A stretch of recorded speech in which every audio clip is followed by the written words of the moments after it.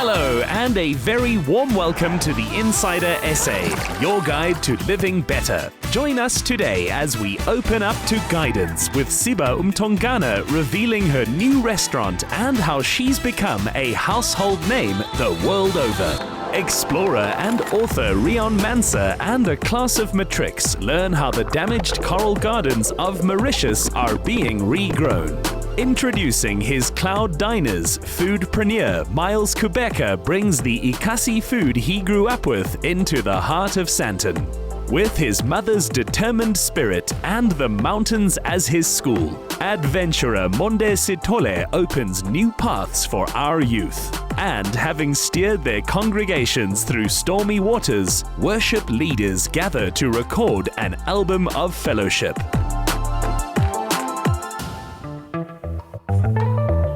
For mountaineer and adventurer Monde Sitole, the determined spirit he was born with and the guidance he received as a child has helped conquer overwhelming odds. After 2 miscarriages, his mother, Monde, was told she couldn't give birth again. But she and her baby had their own ideas. I was born in Nyanga East, 25 June 1990 in a tent. I've spent most of my years in Cape Town, and it's part of who I am. And it's actually the beginning of my mountaineering endeavors. Growing up in Khayelitsha was a timeless and a valuable experience for me because it has made me the person I am. And I'm able to stand tall knowing that I actually stand on shoulders of the people who are actually taking care of me.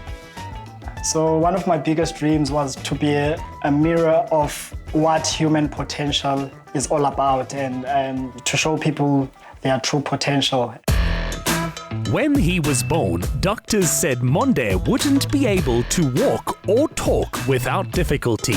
But today, he's among the most journeyed and outspoken of men. Teacher and mentor Zoliswa Mafilika saw it coming. I've been here for more than 30 years.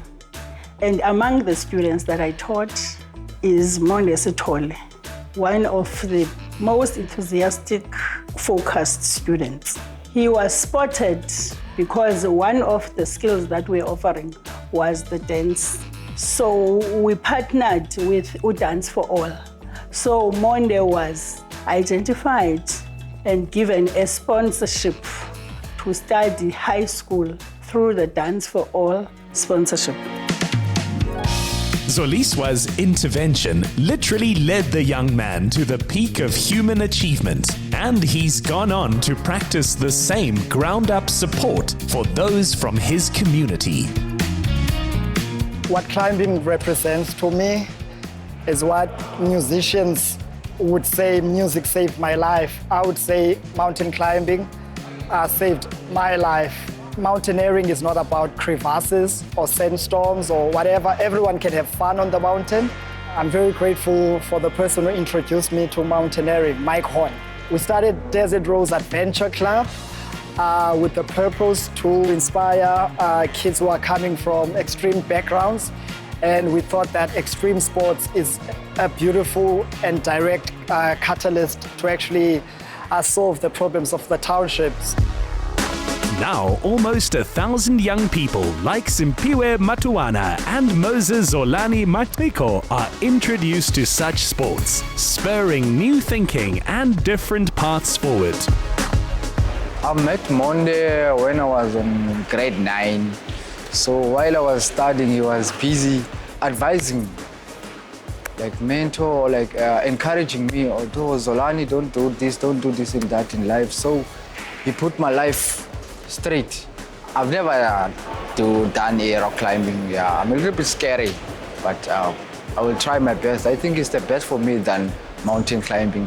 I'm excited to be here. I think my dream is gonna come true. They train every weekend, offering a constant in the midst of continuous change. And it does make the difference. Climbing was fun. What do you think, guys? It was really fun. Really fun. Shaisan? Walking through his burdens, when Monde lost his mother last year, he decided that climbing the final leg of Everest without oxygen would be the right eulogy to her spirit. The Dare to Dream expedition is an expedition of the world's 7 summits, the highest mountains on each continent. I've succeeded with 4 of the 7 summits, which is the highest mountains on each continent. Being on the mountain comes with the realization that it's not the mountain you conquer but yourself. When he was assaulted for working to improve the lives of former gang members, it only affirmed for him that his life was a calling. I believe that nature teaches us consciousness and that we're not human beings having a spiritual experience, but spiritual beings having a human experience. And it's more important now than ever that we become more conscious of our decisions and how we treat one another, because nature is consciousness. Most of Monde's guides have been women. From his late mother Nomonde to his favorite climber Wanda Rutwicks, and in Rushana Gray, the gents met another visionary woman. I think it is important to understand the true value of the environment and all that it holds, because then once we've experienced it, we can understand it and we are more likely to want to protect it. I chose to serve burgers, but not your usual burger. And so the burger patties themselves have a lot of different wild greens in them. There's herbs, there's wild mint, there is seaweeds, and those flavors sit for a little while to mature and develop. And so once they're fried up, just like a burger patty, you can use it in all kinds of different dishes. Rushana discovered that whether in food or the wider economy, Monde Sitole feels as she does, that innovation and ingenuity are our way forward. The next step for Monde Sitole is Mount Everest. I feel more aligned, and I believe the time has come. And me climbing mountains is not just a job. It has transformed into a calling. And I would encourage everyone else to find their true purpose and calling. As good a start as any is deciding to go walkabout in nature, and from there to keep walking until all becomes clear. Coming up, Rion Manser guides a matric class in our impact on the planet and how we can make a difference.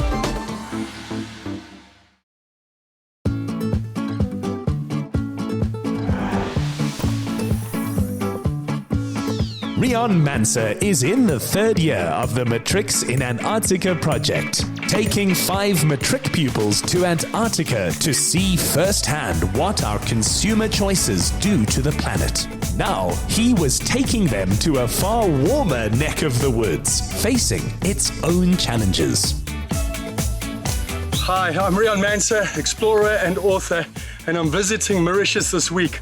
I've got my friend Nick Hammond, 5FM DJ and good guy, coming to share some amazing environmental experiences with me. As Mr. Manser renovates a boat to sail the world next year, he and I are concerning ourselves with the state of the planet. Mauritius has this iconic beauty that all of us have grown up with a sense of awareness of. It's the place where people come for honeymoons and reunions and all different kinds of pivotal moments in life to relax on the beach and have the greatest time in the world. But when we got here and we went beyond the postcard, we learned about the inner workings of the country. We learned about the people. We learned about the different places. We learned about things that happen in a place that is so much more complicated than you first give it credit for. As a boy, Rian was in foster care until his school principal, Margaret Wilson, gave him a home. In turn, he's taking the next generation under his wing. We've come here to the southeast of the Mauritian island, a place called Ferney, a place that is very, very famous for the 2 species of bird that it's been actually able to save. The Mauritian kestrel and the pink pigeon, not even known to the average South African. The pink pigeon down to 9 breeding pairs and the Mauritian kestrel down to 5.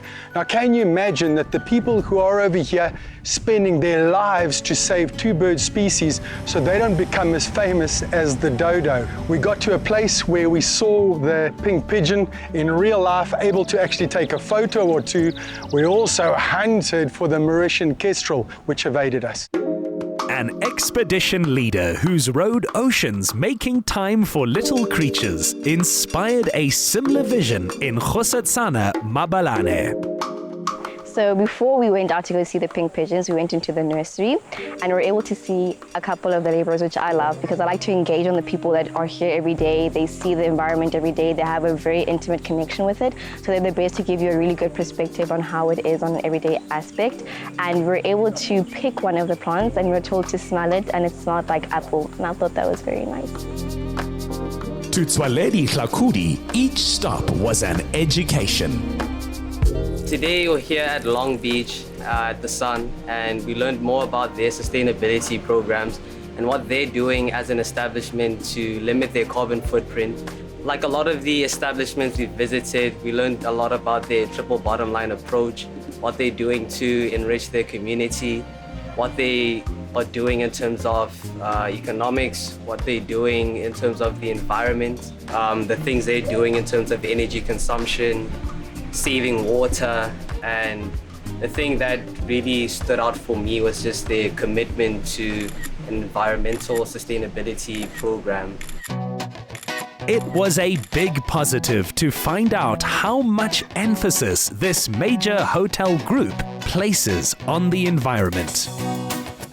We have a very long-term, good project, very well established throughout the group. It's a flagship project for the environment. It's called Tread Lightly. And through Tread Lightly, we like to involve our team members, our guests, and everyone outside the company into this very important mission of biodiversity conservation and overall having always that sort of green mindset. As Rian's life testifies, there is an ocean between saying and doing something. An idea not lost on everyday Mauritians, whose livelihoods were threatened by an oil spill in these waters. Faced with devastated coral reefs, they decided the solution lay in their hands. The program started back in 2018 with the collaboration of University of Mauritius. During the COVID, there was no activity. Everything was actually shut down. So during this time, we have actually noticed that the coral has actually grown faster. We have restored 3,000 meter square of coral around this region. It is to the benefit of everyone, of all the resorts of our community. We engage with the community. We engage with the local fishermen, where we call them the local gardeners. They work with us, the local community work with us. They take the coral and they actually go again and plant it with the marine biologists, and they are known as the coral gardeners.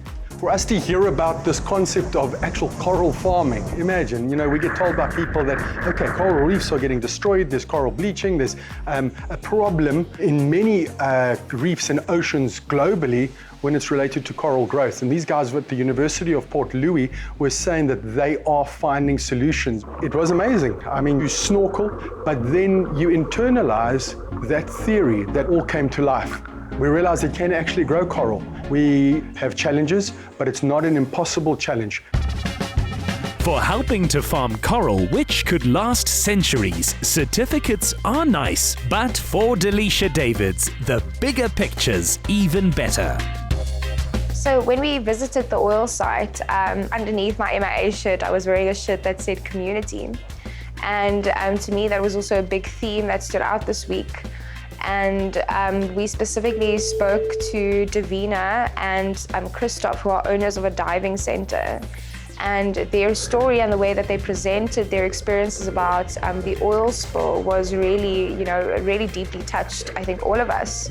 But what I think was the lesson that we can take away to South Africa is how community can stand up and can come together after a crisis. After the spill, damaged sections of the reef were covered in sand to protect them. The coral was so beautiful. I could see exactly the area where the oil spill was. I could see it was covered completely in sand, and knowing that that was the effect of the oil spill is truly sad, and that previously was coral and a beautiful habitat for fish is quite sad, but knowing that it's able to grow now again and it's starting to get some life back again is exciting, and knowing that the community created that is truly inspiring. This expedition continues what Rion told himself on his first adventure. That if he comes back with great stories to tell his grandchildren, it will be enough.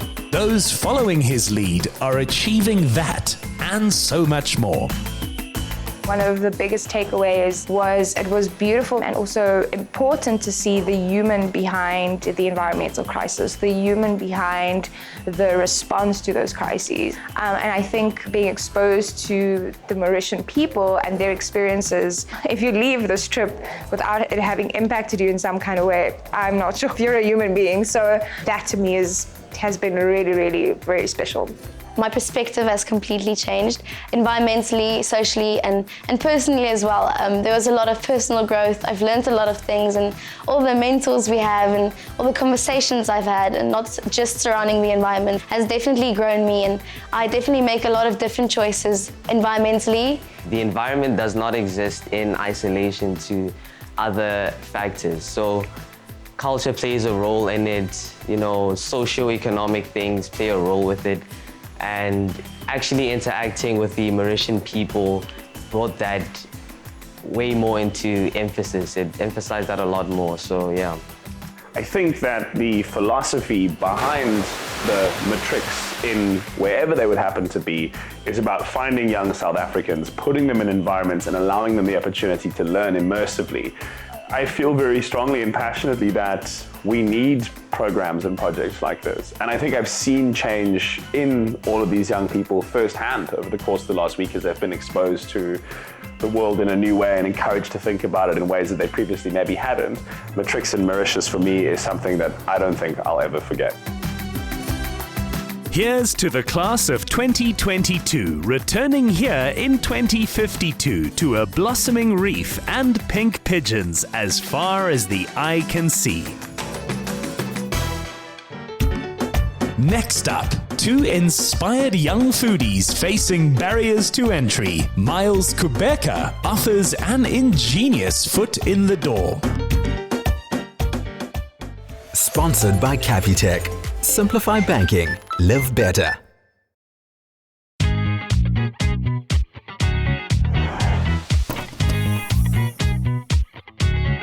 Having grown a legendary Soweto eatery and brand from the ground up, entrepreneur Miles Kubheka has invested his 8 years' experience into a food business accelerator, one which guides and advances small and medium-sized foodpreneurs into a sustainable future. Interestingly, I'm a systems engineer by training, and I had an amazing time flying all over the world working on amazing tech. And then I saw this advert one day about this character called Vuyo who was selling boerewors rolls on the side of the road. I wondered if it was based on a true story. I wondered if this Vuyo guy actually existed. I Googled, he didn't. I trademarked it, and as they say, the rest was history. And I opened restaurants, and I worked at food markets, and I essentially built a business.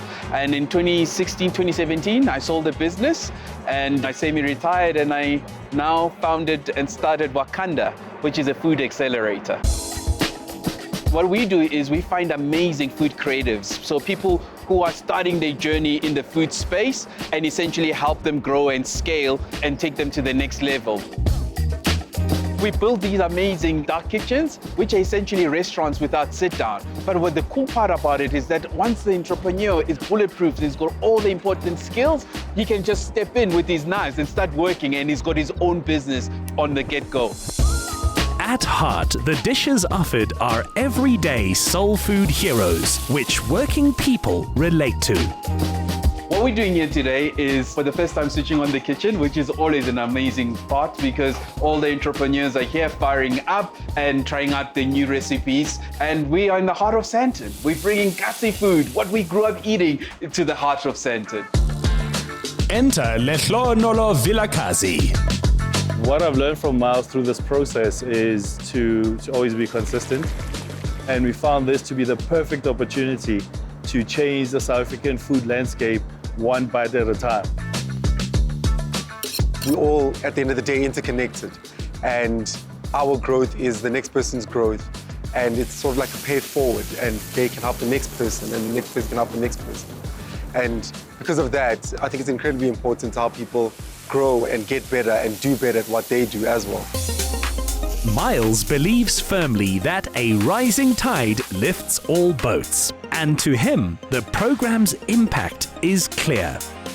Honestly, this is why we do what we do. Food is the one thing that can bring different people from different races, cultures together. It becomes a community builder. It becomes more than just about food. It's friendship. So that's what inspires me. That's what keeps, I guess, all of us doing what we do.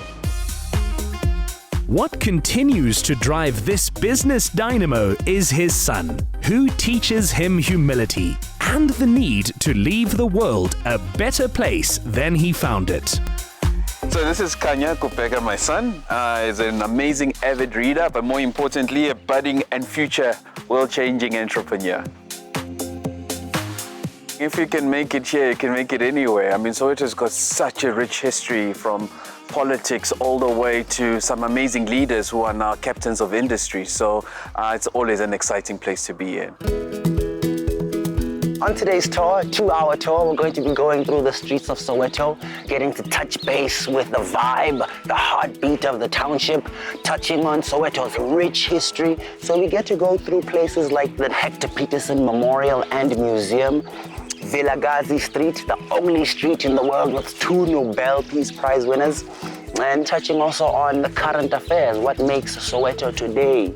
And we merge the two on today's tour. Visiting the Peterson Memorial with his son in Youth Month is a big moment for a father. If you see all these stones here on your left, look, each one represents the 15,000 children full march, and most of them were your age. So an important part there is that it doesn't matter how old you are, you can change the world's history and future by just taking action. In imparting knowledge to my son, being here on Vilakazi Street is an important one. A lot of people died for this country's liberation, and it's so easy to forget how far we've come. But more importantly, you know, it's up to him to architect the future. So the point is, don't be a passenger, you know, go out, change the world, stand for something, be somebody. It's a lot of pressure, but others did it before you, right? So you owe them that much at least. So what I appreciate the most about my dad is how he pushes me to be my best. He pushes me to do my maximum, and he pushes me to never give up, which is something that most fathers don't do for their children. Here, just down the road from Utata Madiba's house, was where Miles ran his restaurant. I've learned a number of important lessons when starting a business. Number one, start. A lot of people think about it, dream about it, but they don't actually execute. And often they wait for it to be perfect. And the truth is, just start with a minimum viable product, anything. Just start. We've used a lot of QR codes and pay me type solutions, and of course the Capitec one works great because most consumers have it. And the cool part is that it just quickly integrates into the bank account, so the money's there instantaneously. Miles got his business talent from his mother, Beatrice Kubheka, and he can now teach her some smart banking solutions. The bank I choose is vital for my personal growth as well as obviously for my business growth. And I like the two to be one in the same because it's easy to interface between the two. So I highly recommend that as a feature in any good banking. So what I need in a bank is convenience and access. And actually that's why I'm helping my mom to do just that. So she can have exactly the same convenience that I sincerely enjoy.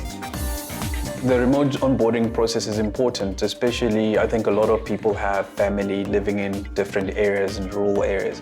So the ability to sign up your mom from wherever she is paramount. Beatrice always believed in abundance. She understood that returns are not guaranteed, but also that working extra hard never hurt your prospects. As long as I can remember, my biggest form of guidance has been my mom, generally in my life, but especially in my business. Having watched her work hard and start her own business later in life was entirely inspirational. Important values to instill in Miles when he was growing up and going into his business was that he must strive for the best. He must ask himself, is this the best I could be? Can I do it any better? Nothing comes just that easily. You work for it, you earn it. And also the one point I used to stress to him was that he must be true to himself and stay grounded all the time, because he must never forget where he comes from. What I'd like to say to my dad for Father's Day is that thank you for everything you've done for me. Thank you for caring. Thank you for watching over me. The journey that I've embarked in helping others see their vision as well as achieve that has been so rewarding and fulfilling. I'm sincerely enjoying watching other people's dreams come true. Once you start working with other entrepreneurs and watching them with their passion and purpose, you realize that there's more of us out there, and the trick is, how do we make even more so that we can push this country forward? Succeeding and then committing yourself to getting others well on their way to their success. That's a life lived to the fullest. Tell us your plan for how to help others live better and stand a chance to win 1,000 Rand. Simply reply to the competition post on the Insider SA's social media platforms using #LiveBetter. T's and C's apply and can be found on the Insider SA website. Just ahead, Pastor Mthunzi Namba confesses that sometimes a life well lived begins with taking a chance.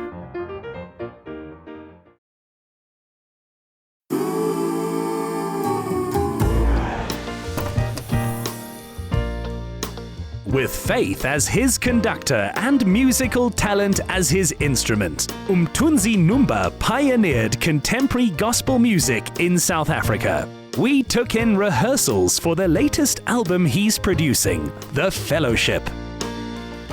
The whole idea, it's more of the concept that the Lord laid in my spirit about creating a platform for worship leaders who are in different churches, who are not known. They lead worship every Sunday. Some of them are not doing it for money. They just do it for love. But some of them cherish the idea of recording an album. So the idea of the fellowship is not so much about the choir, but it's a gathering. It's the bringing together of different worshipers. Like tenor Tobela Mpela, who sees this collaboration for its wider relevance. People have been through a lot. People lost life, they were sick, and there's just a lot that happened, So I think it's going to give back to South Africa. It's time to come together and fellowship, regardless of whatever that we went through. But let's come together and come in fellowship. To Tsecho Dlutla, this is a remedy for the soul. To be honest, there's nothing that speaks to the heart like music. So whether you're talking about gospel or you're talking about something that's, more secular, nothing speaks to the heart and mind like music. It's therapeutic, it's healing, it is everything we need it to be. To visit Mthunzi's home is to see how many hats he wears. Music producer, singer-songwriter, pastor, and property developer. It all began in KwaMashu. So I grew up surrounded by a lot of music.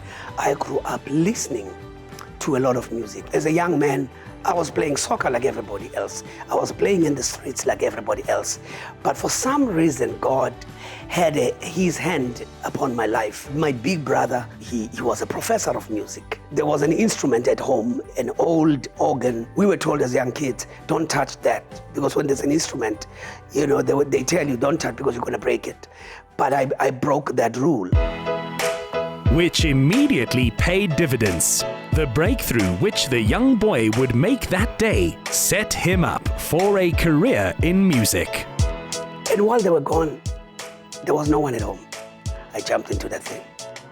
I spent maybe an hour trying to figure out what he was playing. When he got back, I said to him, "Can I play you something?"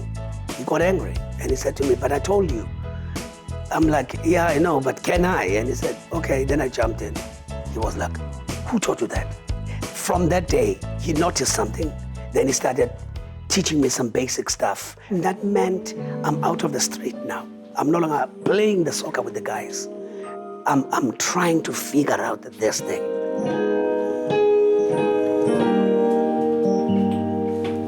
The way Joy Celebration came about and how we formed it. Lindelani and I started talking about, you know what, we need to do something after the transition that had taken place in our country, and now we were having a new democracy.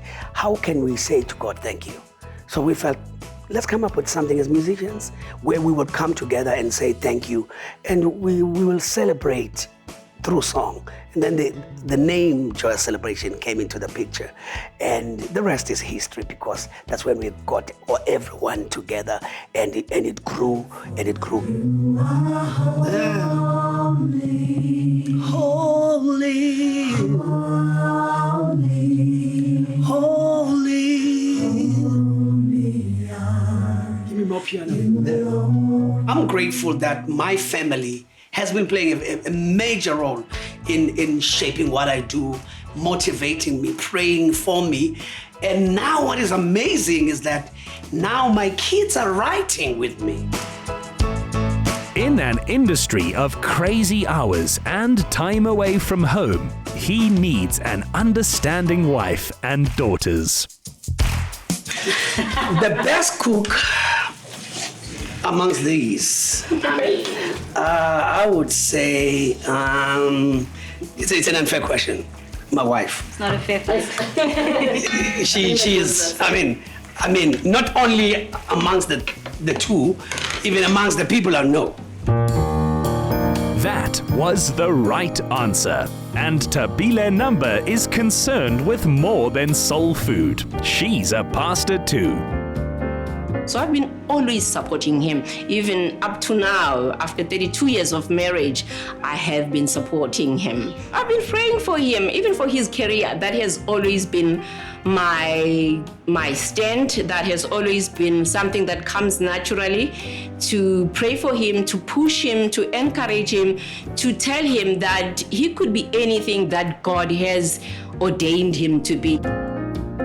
Asanda Namba has seen her father work with legends like Hugh Masekela, watched as he became a solo artist, and she views one thread running through it all. The greatest lesson that I've learned from my father would have to be to trust God. I've seen him, as a person who didn't come from money, but I've seen him work hard, and I've seen him trust God to come through for him, and whatever dreams he has, he'll say, like, okay, I don't know how it's gonna happen, but I know my father.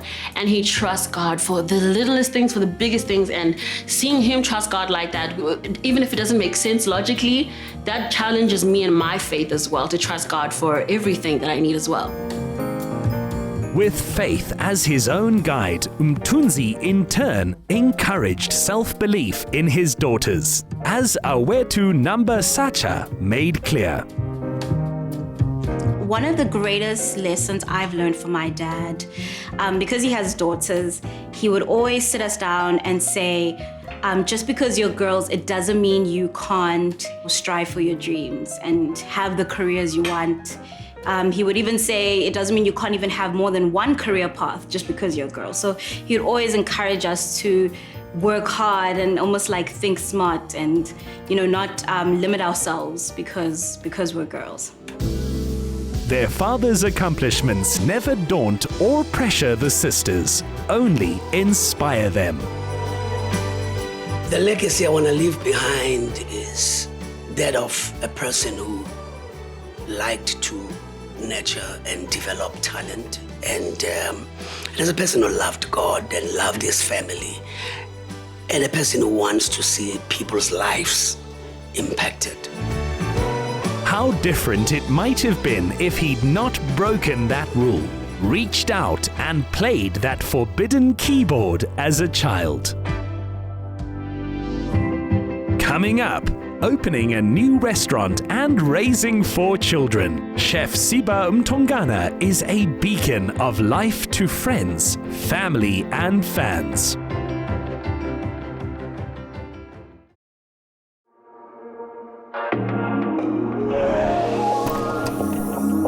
For aspiring foodies, there are few better guides than Siba Mtongana. In a world hungry for African dishes with a twist, she's applied her majors in food science and nutrition, plus her time as a food editor and a model to bring her cooking to audiences in 135 countries. But one of her proudest achievements is being mom to 4 children, all under the age of 10. What I love most about parenthood is the ability to give yourself to someone, give love, and just to nurture.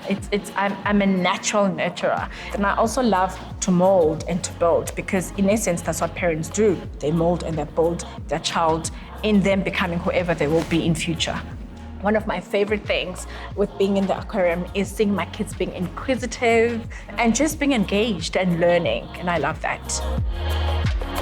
Siba's partner in answering their children's questions and raising them right is her husband and design director for a major retail brand, Riaan Mtongana. So Siba and I met in Cape Town when she was visiting her sister. Yeah, so she was visiting and her sister had been asking me to come visit her church, and then until one day I saw Siba. Then what happened is that the other day I bumped into her sister and I said, oh, by the way, that invitation to church, I think I'm coming. So then obviously went to church, because that was the only way I could actually see her. So we met, and then after church, we had a chat, and the rest is history, I guess. Met an angel, church. This is our ocean exhibit. It holds 1.6 million liters of seawater. Wow! That's a lot of water. Oh my gosh, wow! Oh wow! It's saying hello. How precious. What's great about our relationship in terms of support, we knew each other before we knew where our careers were going to take us. Yeah. So we grew together, like from when we met until now. So we've been our biggest supporters in all our adventures and careers and aspirations. So our relationship is very supportive.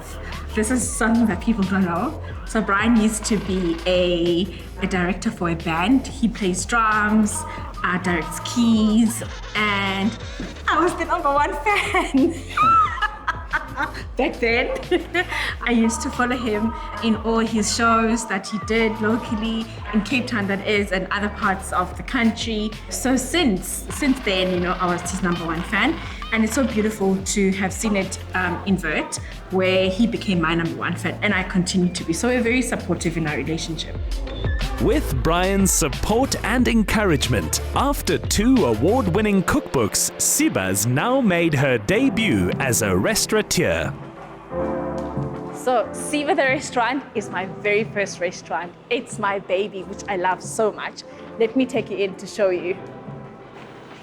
The style of Siba the restaurant is all about elegance, but not too much. It also speaks about sophistication, as well as Afro-Lux. If you look at the lights around, especially this side, these were locally made. They're made of steel. It speaks to my heritage, especially with the black and white, which is of course a tradition.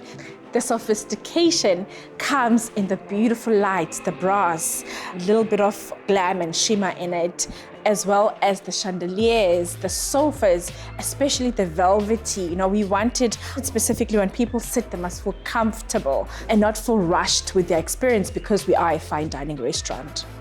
You see the Afro-Lux in the beautiful leather seats that we have. The back of the seat almost reminds you of the Nguni cow, very synonymous to where I come from, which is the Eastern Cape. Chef has balanced the influence of her childhood in Umdantsane with pared-down 5-star style. Some of my favorite touches is the beautiful setting. I needed to make sure that we are minimalistic in order to bring the outside in. hence we've got long windows. And even with our curtains, we ensured that they are see-through so that even if we are covering them, they don't take away from the view. I really wanted to bring the family aspect within the restaurant because one of the things that people often used to ask me is, Siba, can we come to your house to come and eat your food? So you'll find pictures of me with my husband, pictures of me and the kids. So I wanted the restaurant, as much as it's fine dining, to almost feel like it's an extension of my home. Ultimately, you know, I've got the whistles and the bells when it comes to the decor, but for me, the food must always remain the hero because that's what I'm known for. Bringing Africa the food acclaim it deserves is both a privilege and blessing to Siba, who'd prepared her latest menu for a special set of guests. On the full course, we've got 3 elements. One, it's a beetroot cannelloni. It's a beet that is stuffed with goat's cheese and we crust it with nuts on either side. It's got a citrus dressing which goes very well with that. We move on to a plantain chip and it is topped with a collie mousse. It's got a wagyu strip. Oh my gosh, amazing. We then move on to a chakalaka puree with mfino. Now, mfino is a staple I used to eat every day after school, and it's topped with a snoek pate. Hello, I'm in Cape Town, celebration of Eastern Cape and Cape Town. Then I top that with a crispy nori, and that's our first dish. Next is the dombolo. Now, if you go to Kenya or to Nigeria, dombolo, it's a dance. But it's not that kind of dombolo. It's a traditional steamed bread that I grew up eating in Zululand. They call it ujeke, but in the Eastern Cape we call it dombolo. So this bread, this bun is inspired by that, but we make it small into buns, and it's the fluffiest you'll ever taste, and I've got innovative butters that I serve it with. Next, an Afro-Asian starter of sesame seed crusted and seared tuna with charred baby corn, edamame beans, and compressed cucumber in a sweet soya dressing. And then, drumroll, there is the duck with that gorgeous crispy skin, served perfectly pink, as well as my wild mushroom samp risotto. That is our signature dish. Should you ever come to Siba the restaurant, that's a dish you must at least try. What makes it special is that we cook the duck in the fat that we've rendered ourselves, which is infused with garlic and thyme. It's really delicious. To cap off the experience, I have a dessert which I call nostalgia in a plate because it's all the elements that I loved growing up. We start off with a salted caramel, yummy. We top that with 2 types of ice cream. One, it's a vanilla pod ice cream topped with a chocolate and a nutty peanut butter. On top of it is a praline made of popcorns and almonds as a second layer. And then it's got a chocolate mousse as well as a chocolate ganache surrounded by beautiful berries and some beautiful edible flowers to finish it off. Having traveled the world over, I did find that there isn't a lot of representation of South African or African food in the world space. That's why for me it was necessary to ensure that I elevate my food enough that internationals can go, wow, and locals can go, can you do that? Like, yes, you can. Those who've witnessed the journey up close include her friend Sharon Wabe, sister Zanele Mzata, and sister-in-law Samantha Ramutla. My beautiful friends and family, thank you so much for joining me tonight. I wanted to take a break, take stock of what has been achieved, and just appreciate the moment. So thank you so much for joining me. Come, let's eat, let's enjoy. My fondest memory of Siba is when I actually used to do a soup kitchen with her back in the days, and seeing her developing to the level where she is and becoming who she is, the brand that she has become, and still giving back to the community. That just warms my heart. Favorite food has to be the dombolo. I mean, no matter how many times I have it, it doesn't get old. I absolutely am in awe each time I have it. My grandmother makes the best dombolo. Well, I thought she did, until I tasted Siba's. The dombolo, I just can't get over it. To see Siba living one of her childhood dreams, it's just a miracle, I can say. It's something that is so amazing. I wish my mom was still alive to see this, because she's the one who used to tell us that we should dream big. So she has followed that, and I'm very proud of her. She's just an amazing sister. It's just been beautiful just to get together and brought together by food, because the food has got power to bring people together. So for us, it was about literally breaking bread. And also, obviously, at the center of it, celebrating Siba, which is why we're all here. I'm feeling very emotional sitting here today, having celebrated this day with my loved ones, people who pray for me, people who support me, and people, you know, who cheer me on every step of the way, especially when times are hard. So I'm grateful to feel this feeling at this moment and grateful to have them with me. For anyone else who'd like to join us, just know that you'll feel like you're part of the family. So I can't wait to see you. Cheers to Siba. And that's the brief guide to how an irrepressible foodie from the Eastern Cape has come to be a culinary hero to young cooks and seasoned journalists, food editors, and chefs on every continent. Get more of the Insider Essay online. Follow, connect, engage, and be inspired to live better with the Insider Essay. Watch the show Monday evenings at 6. Repeat Saturday at 1 on S3.